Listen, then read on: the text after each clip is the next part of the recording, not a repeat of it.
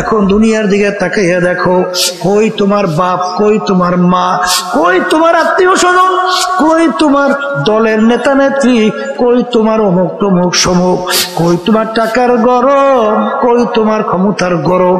এখন তো কেউ নাই নাই নাই। সাদা 3টা কাপড় দিয়া পেঁচ দিয়া ফলাইয়া রাখবা, মাথার ভিতরে, মাজার ভিতরে, পায়ের ভিতরে বান দিবে। তাকাইয়া দেখ, এরকম একদিন ঘটনা কিন্তু ঘটবেই ঘটবে। এখন মনকে ডাক দিয়া বলো, রে মন, মাথার বান্দে বুঝা গেল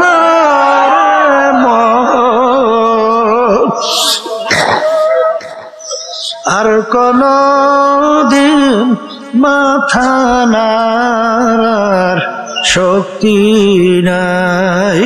মাজার বান্ধে বুঝা গেল রে মন আর কোন দিন উঠে বসার শক্তি নাই।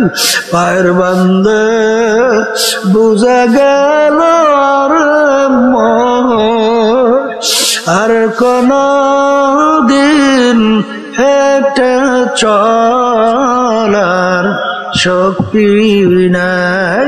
হে আমার বড় লোক বাবারা, ধনী বাবারা, ওই দিন রাত্রির জন্য অপেক্ষায় থাকো।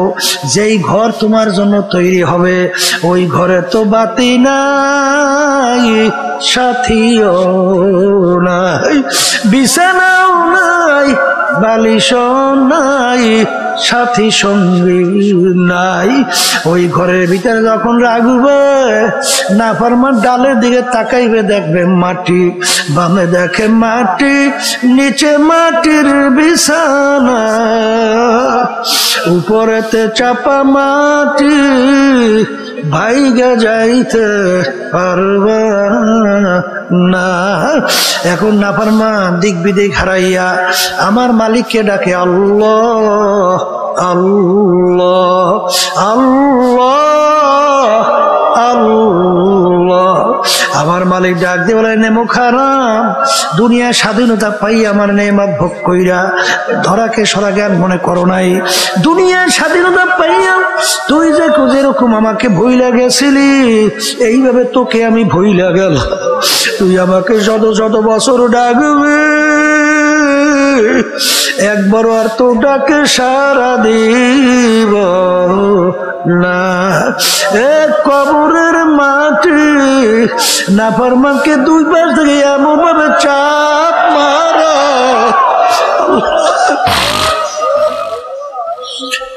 এক পাজরে হাত দিলি অন্য পাজরে মিশাইয়া দাও, আমার কাছে কোনো খাতির হবে না। এমন জীবন তুমি করো হে গঠন, মরণে হাসিবে তুমি, কাঁদিবে ভুবন। হে আমার মালিক, দয়া মায়া করে হারাম খাদ্য আমার থেকে বের করছেন। এই ছিল তাদের ঈমান, এই ছিল ঈমান। আর বর্তমানে একদল বের হইছে, এই ক্ষমতা পাইয়া ক্ষমতা সম্পন্ন দলের সঙ্গে জড়াইয়া টেন্ডারবাজি, সাদাবাজি, জুলুমবাজি, মিথ্যাবাজি, ধোঁকাবাজি, এই দেখে সম্পদ তো গুছায় গুছায়। শুধু তাই না, এই কানাডা সহ বিভিন্ন দেশে বেগম পাড়া পর্যন্ত তৈরি করে। ওদিকে যখন বয়স হয়, বয়স তখন যায় কই, কোলে বইলেন নেতায় হজ করতে যায়, যায় কই, হজ করতে যায়।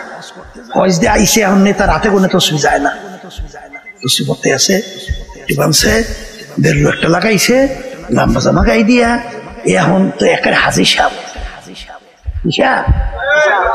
তুমি ভালো করে যাই না রাখো, যতক্ষণ পর্যন্ত যেই পরিমাণ সম্পদ তুমি ধোকাবাজি কইরা, টাউলটামি পাল্টামি কইরা, টেন্ডারবাজি, চাঁদাবাজি কইরা যেই সম্পদ তুমি ভক্ষণ করছো, ব্যবহার করছো, তুমি সম্পদ গুছাইছো, ওই পরিমাণ সম্পদ তুমি যতক্ষণ পর্যন্ত, অর্থাৎ যদি সরকারি ফান্ডের নিয়ে থাকো, সরকারি ফান্ড কোন ব্যক্তির থেকে যদি নিয়ে থাকো, ব্যক্তিকে ফেরত না দেওয়া পর্যন্ত 10 বার না, তুমি যদি 50 বার হজ করো, জাহান্নাম ছাড়া তোমার জায়গা হবে না।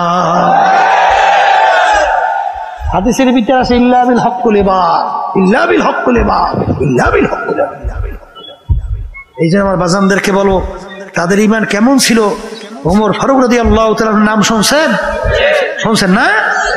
নীল নদীর নাম শুনছেন? নীল নদী, এই নীল নদীর আস্তে আস্তে নীল নদীর এই প্রতি বছর একটা নিয়ম ছিল, একটা সময় পানি শুকিয়ে যাইত, আর ওই পানি শুকাইলে ওই নীল নদীর পানি খেইয়া লোকজন বাঁচে, আর ওই পানি দিয়ে ফসলাদি হয়। পানি শুকাই গেলে মানুষ সব শেষ, কিন্তু করা লাগবে কি, একটা সুন্দরী যুবতী একটা মেয়েকে ওই নীল নদীর ভিতরে বলি দেওয়া লাগবে, বলি বলেন সবাই। তাহলে নীল নদীর পানি জারি হইতো, চালু হইত।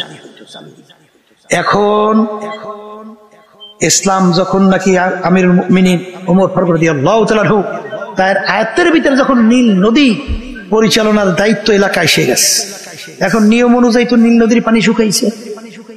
এখন নিয়ম কি, সুন্দর একটা যুবতী মেয়েকে বলি দেওয়া ইসলামে জায়েজ আছে না? ও কয় কি জায়েজ নাই?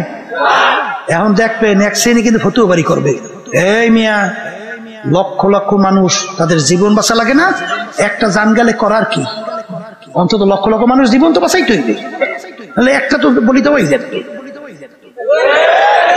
বর্তমানে একদল বাইরেছে না, এই মিয়া বেপরদা মহিলা তো গুলো একসঙ্গে টেবিলে বইয়ে চা খায়, নাস্তা করে, মিটিং করে, আসতে করে ফতুয়া দিয়ে করে না, না ফতুয়া ছাড়া আসতে কয় দেয়, ধরে ফতুয়া বাইরেছে না, তখন কইবে কি মন্দের ভালো, মন্দের বাংলাদেশেই যদি মন্দের ভালো লাগে, ভালো আছে কোন দেশে? যেই দেশে ৯২% মতো মুসলমান বসবাস করে, সেই দেশে যদি মন্দের ভালো হয়, ভালো হইবে কোন দেশে? জোরে বলেন, কথা ঠিক না? ঠিক। এখন ইসলামে কে বলি একটা যুবতী মেয়ে জবাই দেওয়া যায় আছে? এখন এলাকার গভর্নর পানি শুকাইছে নদীর, যুবতী মেয়ে জবাই না দিলে পানি আসবে না, এখন করা কি? গভর্নরকে বলো কি এত ইসলামে জায়েজ নাই, তাহলে করা লাগবে কি? মানুষ দিয়ে সব মরবে, বলে আমির এর কাছে জানা লাগবে। আমিরুল মুমিনিন ওমর ফারুক রাদিয়াল্লাহু তাআলা তার কাছে সংবাদ পৌঁছল, আমির ঘটনা তো এই। আমির বলে বলো কি, একটা সুন্দরী মেয়ে জবাই দেবে, তার ভিতরে পানি আসবে, কথার কথা, তাহলে আমার আল্লাহর ক্ষমতা কোথায়? আমার মালিকের ক্ষমতা কোথায়? আমিরুল মুমিনিন ওমর ফারুক রাদিয়াল্লাহু তাআলা আনহু ওই নীল নদীর কাছে চিঠি লেখে। কি লেখে? আল্লাহ মাফ করুক, আমাকে যুগে হইলে কইতো কি হুনছে হুজুর বলে পাগল হইতো, আসা পাগল নদীর কাছে চিঠি লেখে। হ্যাঁ পাগলামি না, ভালো পাগলামি না, এই নদীর কাছে চিঠি লেখে। নীল নদী, তুমি যদি আল্লাহর হুকুমে জারি হও, তুমি জারি হইয়া যাও, আর যদি আল্লাহর হুকুমে জারি না হও, তোমার পানি আমাদের লাগবে না। Direct action. চিঠি দিয়ে নদীর ভিতরে ফেলাই দে। যখন চিঠি নিয়ে নদীর ভিতরে ফেলাইলো, কথার কথা পানি ফালাইতে চিঠি দেরি, সুমসুম কইরে পানি আইসা নীল নদ পরিপূর্ণ পানি। ওই যে নীল নদী ভরছে, আসুদ আর শুকায় নাই। এর নাম হইল ঈমান। কথা বুঝেন? ওয়ালা নাবলুওয়ান্নাকুম, আমার মালিক বলেন অবশ্যই অবশ্যই তোমাদেরকে পরীক্ষা করবই করব। পরীক্ষা পাস না কই বেহেশত যাওয়ার কেউ আশা করিয়েন না। কথা ঠিক না? ঠিক। এই জন্য ভাইদেরকে বলো, পর্দা আলে মা বোনদেরকে বলবো, কি পারিবারিক ব্যাপারে মালিকের হুকুম পালন করা লাগবে, এই সাধ্য অনুযায়ী চেষ্টা করা লাগবে। আল্লাহ আমাকে আমাদের সবাইকে তৌফিক দান করুন। এই আল্লাহর বান্দা, ব্যবসা ক্ষেত্রে মালিকের হুকুম নাই? আমার মালিক কি বলছেন? আহাল্লাল্লাহুল বাইআ ওয়া হারামার রিবা, তোমাদের জন্য আমি ব্যবসাকে হালাল ঘোষণা করলাম, সুদ তোমাদের জন্য আমি হারাম ঘোষণা করলাম। আল্লাহ মাফ করুক, বর্তমানে অনেক নামাজি, অনেক মুসল্লি, অনেক হাজী দেখা যায় সম্পদ বাড়াবার জন্য, ব্যবসাকে বাড়াবার জন্য সুদের সঙ্গে ব্যবসা মিশ্রণ কইরা চালায়। নাউজুবিল্লাহ জোরে কোন। যার ভিতরে একটা ঈমান আছে, যে পরকাল বিশ্বাস করে, যে আল্লাহকে বিশ্বাস করে, সুদের 70টার মতো গুনাহ, এর ভিতরে ছোট্ট গুনাহ নাউজুবিল্লাহ ঘৃণা জমাবার জন্য, মায়ের সাথে অপকর্মের চেয়েও ঘৃণিত গুনাহ হলো ছোট্ট গুনাহ। এত বড় ভয়াবহ গুনাহ সুদের। এই হারামে আরাম আছে? আপনাদের এলাকায় সুদ তো থাকারই কথা, আমাদের এলাকায়ও আছে। যেই করে সুদের সাথে জড়িত, আমি পরীক্ষা করে দেখছি 100টার মধ্যে 100টা অশান্তি, একেবারে অশান্তি আর অশান্তি, শান্তি বলতে নাই। জোরে বলেন কথা ঠিক কিনা? আর মেয়ে অন্তরে শান্তি হলো বড় শান্তি, কথা ঠিক না? আর ব্যবসাকে আল্লাহ হালাল ঘোষণা করছেন। এই যে সদিকিন ব্যবসায়ী হবে, সৎ ব্যবসায়ী হবে, আল্লাহ রাব্বুল আলামিন তাকে নবীদের সঙ্গে হাসর করাইবেন, সিদ্দিকিনদের সঙ্গে হাসর করাইবেন। কি ঠিক না? তাহলে ব্যবসা ক্ষেত্রে আল্লাহর হুকুম আছে না? রাজনৈতিক ক্ষেত্রে আমার মালিকের হুকুম আছে না নাই? অনেকে কিন্তু এই ভুলটা এখনো যায় না। আবার সব ওলামায়ে কেরাম আমরা ঠিক মতো আলোচনা আল্লাহ জানে করতে পারি কিনা তাও কইতে পারি না। এই অনেকে রাজনীতির ব্যাপারে মনে হয় ইসলামের নাই, এরকম একটা ভাবই দেখায়, কথা ঠিক না বেটি? আমি বাজানদেরকে সংক্ষেপে বলি, এই আমরা নামাজ পড়ি, কার হুকুম পালন করি? আল্লাহ কি বলছেন? আকিমুস সালাহ। নামাজ পড়তে কইছে না প্রতিষ্ঠা করতে কইছে? কি করতে কইছে? প্রতিষ্ঠা করতে কইছে। আচ্ছা, এই জন্য আমরা নামাজ পড়ি না? তাহলে মালিক যে বলছেন তোমরা নামাজ প্রতিষ্ঠা করো, সেই মালিকই তো কোরআনুল কারীমের বলছেন আকিমুদ্দিন। তোমরা দিন কি করো না? আল্লাহ বলছে তুমি নিজে ব্যক্তি দিন অনুযায়ী চলো, এটা বলছে? কি বলছে? দিন প্রতিষ্ঠা করো, নিজে, পরিবার, সমাজ, রাষ্ট্রের ভিতরে দিন প্রতিষ্ঠার জন্য সাধ্য অনুযায়ী চেষ্টা করো। এই যে আমাদেরকে যত গালি দেন আর যা করেন, আমরা রাজনীতি করি কে বুঝছেন? রাজনীতি করি আল্লাহর হুকুম পালন করি, কথা ঠিক এটা? আল্লাহর বান্দারা, আলিয়াউমা আকমালতু লাকুম দীনাকুম ওয়া আতমামতু আলাইকুম নি'মাতি ওয়া রাদিতু লাকুমুল ইসলামা দীনা, কথা ঠিক কি না? তাহলে দিন পরিপূর্ণ, দিনের ভিতরে বাড়তি কম থেকে কোনো দিক নাই। তাই দিন আসছে শুধু ব্যক্তি কেমনে চলবে এই যে শিক্ষা দেওয়ার জন্য না? পরিবার কেমনে চলবে, সমাজ কেমনে চলবে, রাষ্ট্র কেমনে চলবে, এই আন্তর্জাতিক ভাবে কিভাবে তোমার সম্পর্ক থাকবে, এটা সব শিখাবার জন্য দিন আসে নাই? হ্যাঁ, ওই এক এই খ্রিস্টান না জানি বিজাতি এক মুসলমানকে প্রশ্ন করলো, তোমাদের নবী একেবারে নিম্নমানের, একেবারে নিচু শ্রেণীর নবী। নাউজুবিল্লাহ কন্যা বলে তা কেমনে? বলে তাকে আমার নবীর নিম্ন কি বলে, তোমাদের নবী পায়খানা প্রস্রাবে কেমনে যাইতে হয়, কি দোয়া পড়তে হয়, পায়খানা প্রস্রাব নিয়ে আলোচনা করে। তাহলে পায়খানা প্রস্রাবের কি একটা নিম্নমানের জিনিস না? এইটা নিয়ে যে আলোচনা করে, তাহলে সে নিম্নমানের লোক। নাউজুবিল্লাহ। তখন মুসলমান বলতেছে কপাল ভরা, আমার নবী যে বিশ্ব নবী, তার বাস্তব হলো এইটা। বলে তা কি? আমার নবী একেবারে নিচ থেকে নিচ, ছোট থেকে ছোট, একেবারে উপর থেকে উপর, শেষ পর্যন্ত একেবারে কিভাবে মানুষটার দুনিয়া জিন্দেগি চালাবে, এই সব বিষয়ের উপরে আমার নবী একটা শিক্ষা দিয়েছে। তাহলে যে সব বিষয়ে একটা শিক্ষা দেয় সে বিশ্ব নবী, এই কথা ঠিক না ভাই? ঠিক। এই জন্য আর ভাইদেরকে বলো, পর্দা আলে মা বোনদেরকে বলবো, মনে করছেন আমরা কি বুঝি না মিয়া? এই রাজনীতি পথ, এটা যে একটা পিচ্ছিল পথ, কাঁটাযুক্ত পথ, এটা আমরা বুঝি না মিয়া, এটা আমরা বুঝি না। আজকে ইসলামী আন্দোলন বাংলাদেশের প্রায় 36 বছর বয়স পার হয়ে যাইতেছে, একটা এমপিও আমাদের দল থেকে সংসদে আছে, কথা কয় না। আমরা বুঝি দুই একটা এমপি একটু এদিক ওদিকে চোখ ঘুরাইলে হ্যাঁ বুঝি পাই না, না ভাই না। আপনারা বুঝবেন তো আমি জানি, আপনারা তো বুঝবেন না। ঠিক আছে, কথা বলছেন? টাকার কথা বলেন, শত শত টাকা তো আল্লাহর রহমতে আমনে দোয়ায় বলতে গেলে তো ইসলামী আন্দোলনের জন্য কন্টু, এত আপনারা বুঝবেন না, এত আল্লাহর মতে আমি বুঝি, আমি জানি সব কথা। কি কইছে বুঝেন নাই? এই সাপ সাপ জানাইয়ে দিছি, রাজনীতি করি ইসলামের জন্য, দেশের কল্যাণের জন্য, মানবতার কল্যাণের জন্য। কোন এমপির জন্য, কোন মন্ত্রিত্বের জন্য, কোন সম্মানের জন্য, কোন সম্পদের জন্য রাজনীতি করি না। আর ওই লোক দেখাই আল্লাহর রহমতে আপনাদের দোয়ায় কোনো কাজ হবে না। আলোচনা করতেছিল তখন আমি বলতেছিলাম কিছুদিন আগে, আমি বলছি এখন যদি ঘোষণা করেন আপনি প্রধানমন্ত্রী, এই যদি এখন ঘোষণা করেন আমি কি প্রধানমন্ত্রী, আল্লাহর রহমতে আপনাদের দোয়ায় এখন যে আমার দিলের হালাত, প্রধানমন্ত্রী ঘোষণা করার পরও আল্লাহর রহমতে এক কিঞ্চিত মনে হয় নড়চড় হবে না ইনশাআল্লাহ, আল্লাহর রহমতে আপনাদের দোয়ায়। কথা ঠিক না ভাই? ঠিক। এই জন্য আমার ভাইদেরকে বলা পর তাহলে মা বোনদেরকে বলবো, কারণ বোঝেন নাই, কোরআন কারীম সত্য, আসতে কয়। এখন দুনিয়া সম্পর্কে একটু চিন্তা মোরাকাবা মানুষ করবে না? আখিরাত সম্পর্কে একটু মোরাকাবা চিন্তা মানুষ করবে না? হাকিকত সে তো দুনিয়া বেখবর হ্যায়, দুনিয়া কি নুমাইশ পর নজর হ্যায়।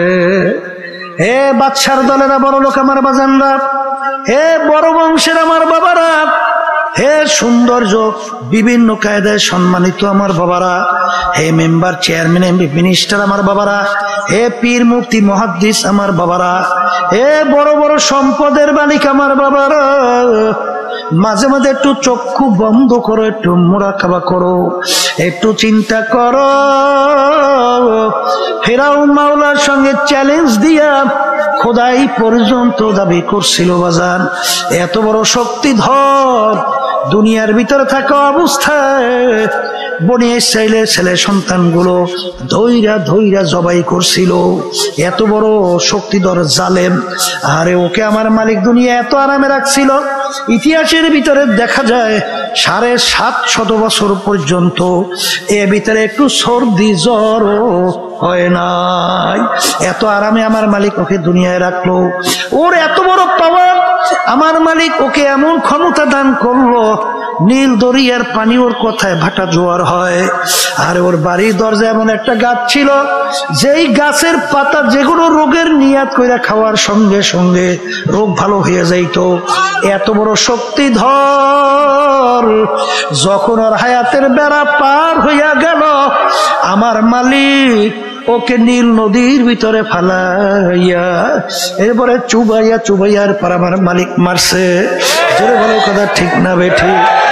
সাদ্দাত মাওলার সঙ্গে চ্যালেঞ্জ করলো, আরে মালিকের বেহেশতে যাবে না, ওর কথিত নতুন বেহেশত তৈরি করলো। সাদ্দাতের বেহেশত কমপ্লিট দেখার জন্য দলে বলে যখন গেল, যাইয়া দেখে বেহেশতের দরজায় বাজান বুড়া দাঁড়াইয়া আছে। এই বুড়াটা কে? বুড়া ডাক দিয়া বলে, সাদ্দাদের আমি আজরাইল আছি তোর জান কবজ করার জন্য। আস্তে জানটা নিয়ে গেল, ধরটা জমিনে পইরা রইল। কই সাদ্দাদের সম্পদ, কই সাদ্দাদের সম্মান, কই সাদ্দাদের বেহেশত? এখন তাকাইয়া দেখো, সাদ্দাত ধারাশ হইয়া দুনিয়ার ভিতরে জমিনের ভিতরে পইরা রইল। বাজান ইতিহাস পইরা দেখো, তাম দুনিয়ার মোট 4 জন লোক রাজত্ব করলো। এর ভিতরে 2 জন মুসলমান, 2 জন অন্য জাতি। এর ভিতরে বাদশাহ সেকান্দার, ইস্কান্দার বাদশাহ যাকে বলা হয়, ইন্তেকালের আগে ওসিয়ত করছিল, আমার মৌতের পরে গোসল করাইয়া কাপড় পরাইয়া হাত বাহিরে রেখে খাটের ভিতরে উঠাইয়া শহর ঘুরাইয়া দাফন করিও। তিনি বললেন, কেন? যে তামাম দুনিয়ার মানুষ দেখবে, তামাম দুনিয়ার বাদশাহী করলাম, কিন্তু আমি যখন কবরে রওনা করলাম, একেবারে 2টা খালি হাত নিয়ে কবরে রওনা করলাম, আর কিছুই নিতে পারলাম না। এ বড় লোক আমার বাবারা, কার জন্য জীবন শেষ করতেছো? কোন দলের জন্য, কোন নেতা নেত্রীর জন্য? একটু মাঝে মাঝে চক্ষু বন্ধ করো, মুরাকাবা করো।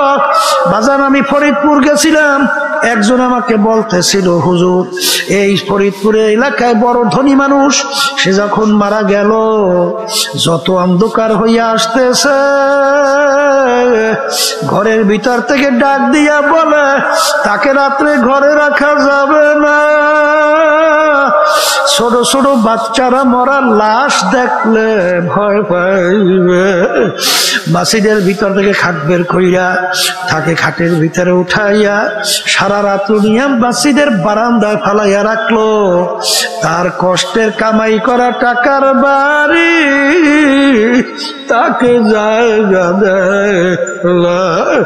এ বড়লোক আমার বাবারা, আর দুনিয়া দারুল মেহনে ওয়াল বালা, দুনিয়া বালা মুসিবতের জায়গা, কষ্ট ক্লেশের জায়গা।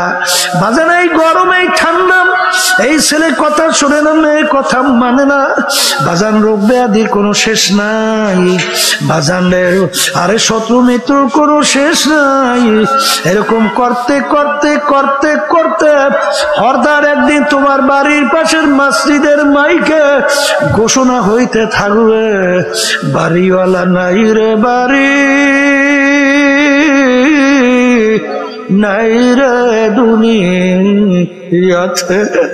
হে বড় লোক আমার বাবারা, হে পর্দার আড়ালের মা বোনেরা, দুনিয়ার ভিতরে কোন দুনিয়ার পিছনে পড়ছো? হাকিকত সে তো দুনিয়া বে খবর হ্যায়, দুনিয়া কি নুমাইশ পর নজর হ্যায়। কিছুদিন আগে দেখছিলা এক বড় ধনী ব্যাংকার মারা যাওয়ার পরে দুই ছেলে তার দাফন কাফনের ব্যবস্থা না কইরা তার লাশ নিয়ে গাড়ির গ্যারেজের ভিতরে ফালাইয়া রাখলো। বাজান দুই ছেলে বাপের রাইখে যাওয়া সম্পদ নিয়ে মারামারি করে, কাটাকাটি করে, ঝগড়া করে, কার চেয়ে বেশি সম্পদ নেবে। ওদিকে বাপের লাশ পইলা পয়সা যায়, দাপন কাফনের কোনো খবর নাই। এলাকার লোকজন চাঁদা ধইরা তারপর তার দাপন কাফনের ব্যবস্থা করলো। এ কপাল পোড়া, কার জন্য এই সম্পদ রাইখা যাও? সন্তান যদি দিনদার আল্লাহ ওয়ালা না হয়, সন্তান তোর জন্য তোর কবরের পাশে যাইয়া দুই হাত তৈলা দুই চোখের পানি ছাইরা আমার মালিকের দরবারে রব্বির হামহুমা কামা রব্বায়ানি সগীরা, তাও বুঝি তোর কপালে জুটবে না রে কপাল পোড়া। এ কবরের যাত্রীরা, দুনিয়ার ভিতরে এমন কোন জাতি নাই যেই জাতি পরকাল বিশ্বাস করে না। হিন্দুরাও করে, খ্রিস্টানরাও করে, অন্যান্য বিজাতিটাও করে, কিন্তু মুসলমান আমরাও করি। কিন্তু বাজার আজ পর্যন্ত মুসলমান জাতি ছাড়া অন্য কোন জাতি দুনিয়ার মধ্যে বুক ফুলাইয়া গলা টান কইরা কেউ কিন্তু দুনিয়ায় টেকতে পারে নাই। আমরা মুসলমান জাতি গলা ফুলাইয়া বুক টান কইরা আজকে দুনিয়ার ভিতরে চ্যালেঞ্জের মাধ্যমে বাইচা আছে। কপাল পুরোনাম ভালো কইরা মনকে বুঝাও, আজকে মুসলমানের ঘরে জন্মগ্রহণ কইরা খোদা না কাস্তা, খোদা না কাস্তা কিয়ামতের ময়দানে যদি জাহান্নামের শিকল হাতে পায় লাগে, এর সে কপাল পুরার সারে জাহানে হইতে পারে। এই যে আমার বাজানদেরকে বলবো, পর্দা আলে মা বোনদেরকে বলবো, বাজান দুনিয়া কিন্তু খুব চাকচিক্যময়। বাজান জিবে সালাম আল্লাহ রসুলের সঙ্গে দেখা করার জন্য আসলেন। আল্লাহ রসুল বলেন, জিব্রাইল আমার ভাই, আপনাদের এরকম সময় সচরাচর আসেন না, এরকম সময় কেন আসলেন? আল্লাহ জিবে সালাম বলেন, আল্লাহ রসুল আমার মালিক আমার বেহেশত জাহান্নাম দেখাইছে, ভিতরও দেখাইছে, বাহির পাশও দেখাইছে। হে আল্লাহর রাসূল, বেহেশতের চতুর্পাশে কাটার বেড়া, জাহান্নামের চতুর্পাশে মনোরম ফুলের বাগান। আরে আমার ভয় হয় আপনার উম্মতেরা আল্লাহর বান্দা বান্দিরা বেহেশতে যখন ঢোকা শুরু করবে কাটার গুতা লাইগা সইরা যায় নাকি আমার ভয় করে। আর জাহান্নামের চতুর্পাশে যেভাবে ফুলের বাগান তৈরি করা, এমন মনোরঞ্জন, ওই বাগানে ঢুকলে আর বের নাও হইতে পারে, আমার ভয় করে। আর এই কথা বইলে জিবরাইল আলাইহিস সালাম কান্দেন। আল্লাহর রাসূল বলেন, ভাই জিবরাইল, আপনি তো আমার মালিকের নৈকট্যের সম্মানিত ফেরেশতা, আপনি কেন কান্দেন? জিবরাইল আলাইহিস সালাম বলেন, হে আল্লাহর রাসূল, ইবলিস তো মালিকের ফেরেশতা ছিল, তার ব্যাপারে আমার মালিকের কি সিদ্ধান্ত হইল? হারুত মারুত তারাও তো মাওলার ফেরেশতা ছিল, তাদের ব্যাপারে আমার মালিকের কি হুকুম হইল? আমার তো জানা নাই, আমার ব্যাপারে আমার মালিক কি হুকুম দেবে? এই জন্য আমি জিবরাইল কান্দি। আল্লাহ রাসূল সাল্লাল্লাহু আলাইহি ওয়াসাল্লাম কথা শোনার পরে কান্দে। তিনি মসজিদে নববীর ভিতরে ঢুকে দেখে একদল সাহাবায়ে কেরাম আনন্দ ফুর্তি করতেছেন। আল্লাহ রাসূল ডাক দিয়ে বলে, আমার সাহাবারা, তোমরা কি মৃত্যুর কথা ভুলে গেল? এইমাত্র আমার কাছে জিবরাইল আমিন আসছিল, যে জাহান্নাম বেহেশতের বিবরণ দিয়েছে, ওই জাহান্নামের এক সেকেন্ডের আযাব সহ্য করার শক্তি দুনিয়ার কোন মানুষের নাই। এই জন্য আমার বাজানদেরকে বলবো, পর্দা আলে মা বোনদের বলবো, বাজান, নামাজ না পড়া একটা মজা, ছেলেরা মেয়েদের সঙ্গে আড্ডা মারতে মজা, মেয়েরা ছেলেদের সঙ্গে আড্ডায় মজা, গান বাজনা ব্যয়পনা, অশ্লীলতা, মাতুকবাড়ি, সরদারি, চাঁদাবাজি, টেন্ডারবাজি, ক্ষমতা প্রয়োগ একটা মজা। বাজানরা ওই ফুলের বাগানে ফুল তোলো, খোদা না কাজটা যখন হায়াতের বেড়া পার হবে, মালিক ডাক দেয়ার, আজরাইল,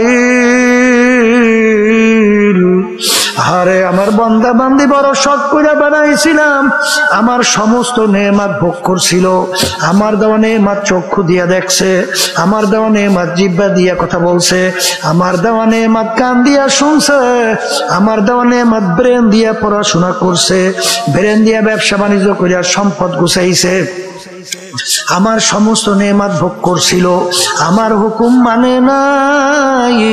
ও ভাই, ও আজরাইল, ওকে জাহান্নাম না দেখাইয়া মউত করিও না। জিবরাইল আলাইহিস সালাম আসবে, তার মাথা আসমানে, পাও তার জমিনে, এক হাত মাশরিকে এক হাত মাগরিবে, দুনিয়া জোড়া তার শরীর, নীল রঙের মতো দিঘির মতো দুইটা চক্ষু, শরীরের ভিতরে লম্বা লম্বা কালো কালো কতগুলো পশম, প্রত্যেক পশমের গোড়া দিয়ে আগুনের জিহ্বা বের হইতে থাকবে।